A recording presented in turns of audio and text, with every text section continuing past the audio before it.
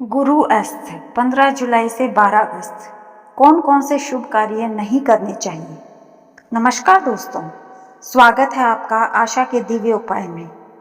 क्या आप भी कोई नया काम शुरू करने की सोच रहे हैं, जैसे शादी, गृह प्रवेश, नया व्यवसाय, वाहन खरीदना या कोई बड़ा शुभ कार्य? अगर हाँ, तो आज की यह जानकारी आपके लिए बहुत महत्वपूर्ण है, क्योंकि जब गुरु अस्त होते हैं तब धार्मिक मान्यताओं के अनुसार कुछ शुभ कार्यों को टालने की सलाह दी जाती है। लेकिन आखिर गुरु अस्त क्या होता है, किन कार्यों से बचना चाहिए और इस समय क्या करना शुभ माना जाता है? आज की इस वीडियो में मैं आपको विस्तार से यही बताने वाली हूँ, इसलिए वीडियो को अंत तक जरूर देखें।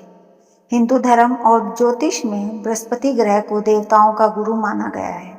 इन्हें ज्ञान, धर्म, विवाह, संतान, शिक्षा, समृद्धि और शुभ कार्यों का कारक माना जाता है।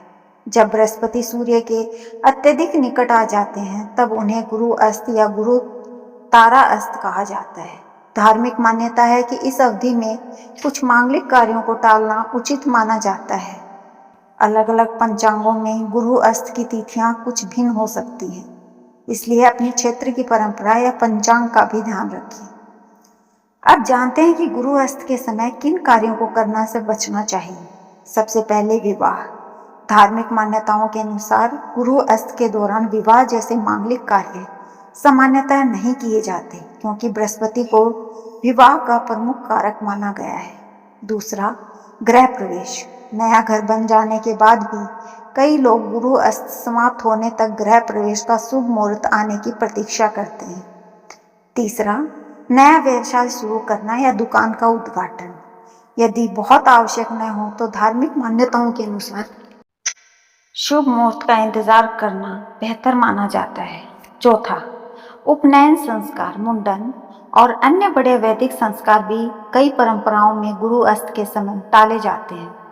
पांचवा, यदि कोई बड़ा निवेश या नया शुभ कार्य केवल मुहूर्त देखकर किया जाना है तो उसके लिए भी योग्य विद्वान या पंचांग की सलाह ली जाती है। लेकिन इसका यह अर्थ बिल्कुल नहीं कि गुरु अस्त के समय पूजा पाठ या भगवान की भक्ति नहीं करनी चाहिए, बल्कि इस समय भगवान विष्णु, भगवान शिव और बृहस्पति देव की पूजा करना शुभ माना जाता है।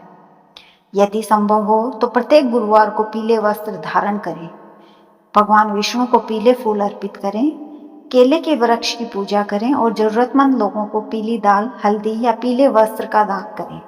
यह श्रद्धा और सेवा का भाव है जिसे कई लोग शुभ मानते हैं। इस समय ओम ब्रह्म बृहस्पति नमः मंत्र का श्रद्धा से जाप भी किया जा सकता है। साथ ही विष्णु सहस्त्र नाम या श्री हरि का स्मरण करना भी कई भक्तों की परंपरा का हिस्सा है। एक बात हमेशा याद रखें, धर्म में सबसे बड़ा महत्व श्रद्धा, सदाचार और अच्छे कर्मों का है। यदि किसी कारणवश कोई कार्य टालना संभव न हो तो अपने परिवार की परंपरा और योग्य आचार्य का या पंडित की सलाह लेकर ही निर्णय लें।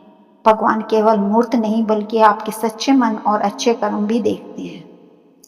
इसलिए इस समय क्रोध, झूठ और किसी का अपमान करने से बचें। जितना हो सके दान, सेवा, भक्ति और सकारात्मक सोच अपनाएं।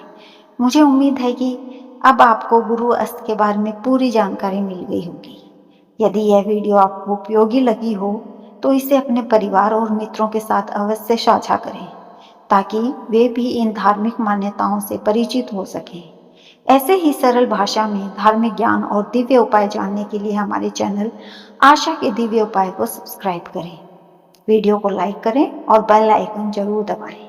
ईश्वर आप सभी पर अपनी कृपा बनाए रखें। जय श्री हरि, जय बृहस्पति देव।